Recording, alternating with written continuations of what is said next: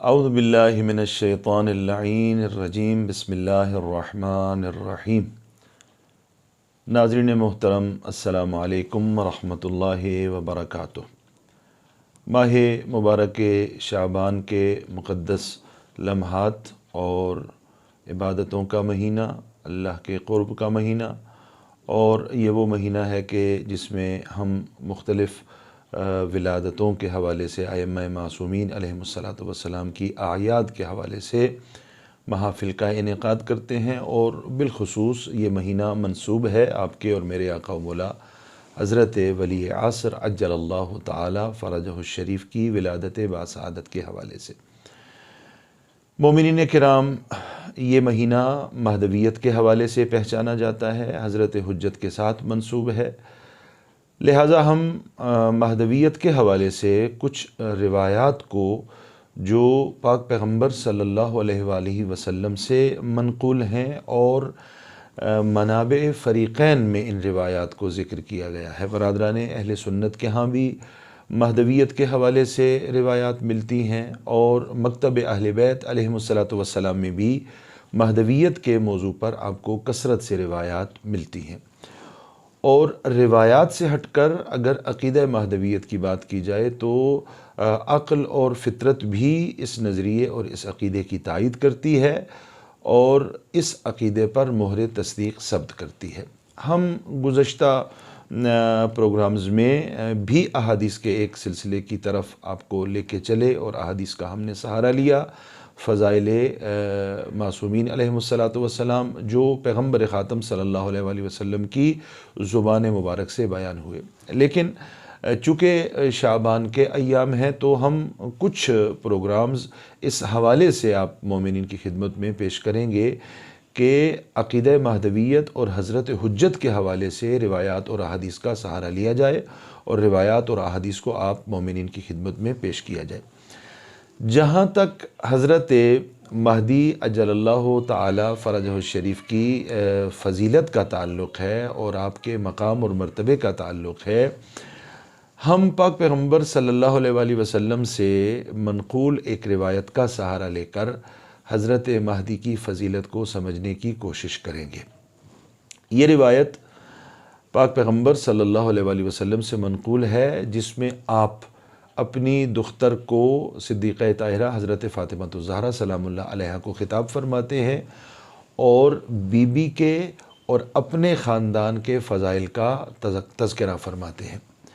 روایت کے الفاظ کچھ اس طرح سے ہیں: قال رسول اللہ صلی اللہ علیہ وآلہ وسلم لفاطمہ، پیغمبر خاتم نے صلی اللہ علیہ وآلہ وسلم اپنی بیٹی حضرت فاطمہ سے ارشاد فرمایا: یا بنیہ انا اعطینا اہل البیت سبعا لم یعطاها احد قبلنا، بیٹی فاطمہ، اللہ نے ہم اہل بیت کو 7 ایسی فضیلتیں عطا فرمائی ہیں جو ہم سے پہلے کسی کے حصے میں نہیں آئیں۔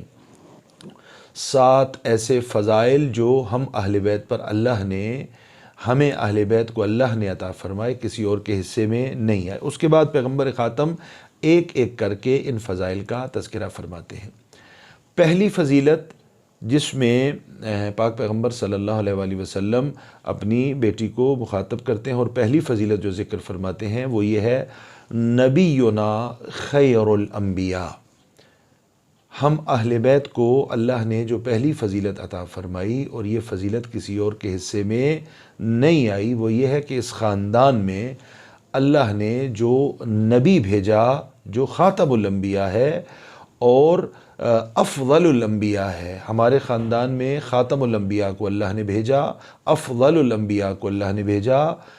اور وہ نبی جو خاتم الانبیاء ہے وہ کوئی اور نہیں ہے، وہو ابو کے، وہ تیرا بابا محمد مصطفیٰ صلی اللہ علیہ وآلہ وسلم ہے۔ یہاں پر پاک پیغمبر نے تعارف کروایا اپنی فضیلت کو، بی بی فاطمہ الزہرا سلام اللہ علیہا کی خدمت میں بیان فرمایا، اور فضیلت کو ذکر کرنے کے ساتھ ایک اور بات بھی پیغمبر نے اپنی امت کے سامنے رکھی، وہ یہ ہے کہ محور اور مرکز قرار دیتے ہوئے صدیقہ طاہرہ کو مرکز قرار دیا۔ کیا فرمایا؟ اس اہل بیت کے گھرانے کو اللہ نے خاتم الانبیاء عطا فرمایا، اور وہ کوئی اور نہیں ہے، وہ تیرا بابا محمد مصطفیٰ ہے۔ اس کے بعد دوسری فضیلت جو پیغمبر نے ارشاد فرمائی وہ یہ ہے وَوَصِيُّنَا خَيْرُ الْأَوْصِيَاءِ وَهُوَ بَالُكِ، اور اہل بیت پر اللہ نے دوسری فضیلت اور دوسری نعمت جو اللہ کی طرف سے اہل بیت کو عطا فرمائی اور کسی اور کے حصے میں یہ فضیلت نہیں آئی، وہ یہ ہے کہ انبیاء آتے ہیں، انبیاء تشریف لائے اور انبیاء کے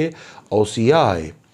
لیکن جس طرح اس خاندان میں خاتم الانبیاء کو بھیجا جو سب انبیاء کا سید و سردار ہے اور سب سے بافضیلت ہستی ہے، اسی طرح اس نبی کا جو وسیع قرار دیا وہ سب اوصیاء پر فضیلت رکھتا ہے۔ وَوَصِيُّنَا خَيْرُ الْأَوْصِيَاءِ، اور وہ جو سب اوصیاء کا سید و سردار ہے، سب سے بافضیلت ہستی ہے، وہ کوئی اور نہیں ہے، وَهُوَ بَالُكِ، وہ تیرے ہمسر ہیں، وہ تیرے شوہر ہیں، یعنی علی مرتضیٰ علیہ السلام۔ یہ دو فضیلتیں پیغمبر خاتم نے ارشاد فرمائیں، اور اس کے بعد پیغمبر نے تیسری فضیلت بی بی فاطمہ الزہرا سلام اللہ علیہا کی کے سامنے اپنے خاندان کی جو بیان فرمائی وہ یہ ہے وَمِنَّا من لہو جناحان یطیر بہما فی الجنہ، اور اسی خاندان پر اللہ کا ایک اور لطف و کرم ہے کہ اللہ نے ایسا شہید اس خاندان کو دیا کہ اس کے بازو قلم ہوئے، اور اس کے بازوؤں کے قلم ہو جانے کے بعد اللہ نے اسے پر عطا فرمائے، اور وہ ان پروں کے سہارے جنت میں پرواز کرتا ہے۔ یہ بھی ہمارے خاندان سے ہے، اور یہ کوئی اور نہیں ہے، وہ ابن عم کے جعفر، اور یہ جناب جعفر ہیں، آپ کے خاندان کے ہیں، اور آپ کے خاندان کی ایک فضیلت ہے کہ اللہ نے ایسا شہید ہمارے خاندان میں قرار دیا۔ اس کے بعد اگلی فضیلت جو پیغمبر خاتم نے ارشاد فرمائی، روایت کے الفاظ جملات میں تبدیلی ہو سکتی ہے، یعنی ممکن ہے ایک جملہ کسی روایت میں پہلے مرحلے پر ہو اور ایک جملہ بعد کے مرحلے پہ۔ ایک ہے روایت کی فضیلت جو پیغمبر نے ارشاد فرمائی، فرمایا وَشَهِيدُنَا خَيْرُ الشُّهَدَاءِ وَهُوَ عَمُّ أَبِيكَ حمزہ۔ یہ واقعہ کربلا سے پہلے کی بہت پہلے کی، اور اس وقت پیغمبر خاتم صلوات اللہ وسلامہ علیہ شہزادی کی خدمت میں شہزادی کو یہ ارشاد فرما رہے ہیں کہ ہمیں جو اللہ نے شہید عطا فرمایا وہ سب شہیدوں کا سردار ہے، سب شہیدوں سے بہتر شہید اللہ نے عطا فرمایا۔ وہ کون ہے؟ وَهُوَ عَمُّ أَبِيكَ حمزہ، اور وہ تیرے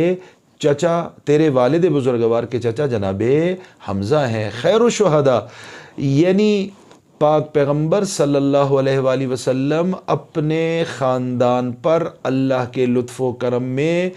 بطور خاص جس ہستی کا تذکرہ فرما رہے ہیں وہ جناب حمزہ ہیں، اور جناب حمزہ کون ہیں؟ جن پر پاک پیغمبر جیسی ہستی فخر و مباحات کر رہی ہے۔ اب اگر یہ قابل فخر ہے پیغمبر کے لیے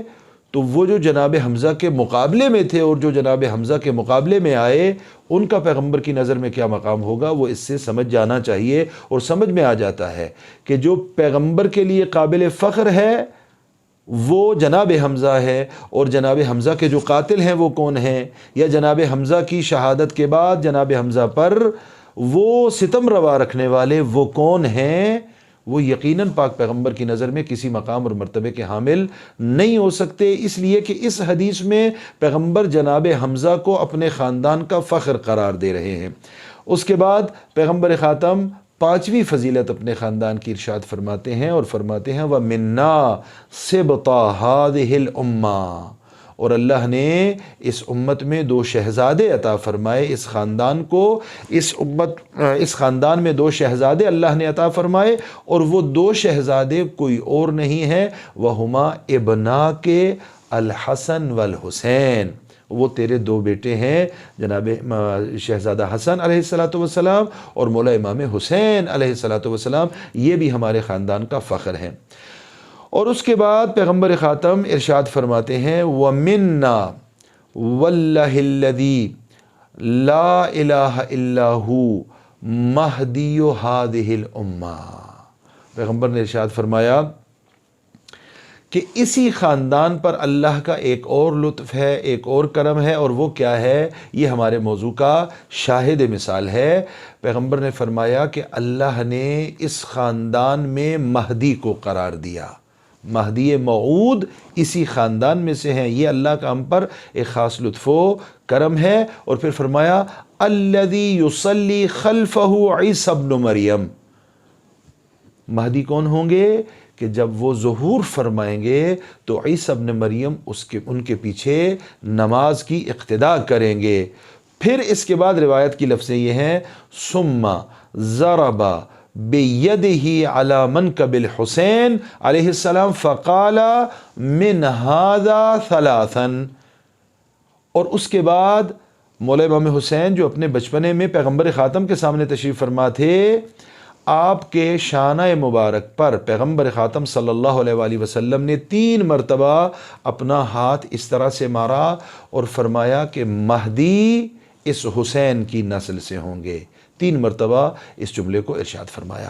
ناظرین محترم، حضرت مہدی اجل اللہ تعالی فرجہ الشریف، یہ روایات معصومین اور روایت پیغمبر خاتم صلی اللہ علیہ وآلہ وسلم میں آپ کا تذکرہ ملتا ہے، اور خاندان کی من جملہ فضیلتیں جو خود پیغمبر ذکر فرماتے ہیں، ان میں سے ایک فضیلت جس کو بطور خاص ذکر فرماتے ہیں وہ یہ ہے کہ اللہ نے ہمیں مہدی جیسا فرزند عطا فرمایا جو میری نسل سے ہوگا اور میرے خاندان سے ہوگا۔ خداوند متعال سے دعا ہے کہ ہمیں محمد و آل محمد علیہ الصلوۃ والسلام کی سیرت کو پڑھنے اور اس پر عمل پیرا ہونے کی توفیق عطا فرمائے۔ والسلام علیکم ورحمۃ اللہ وبرکاتہ۔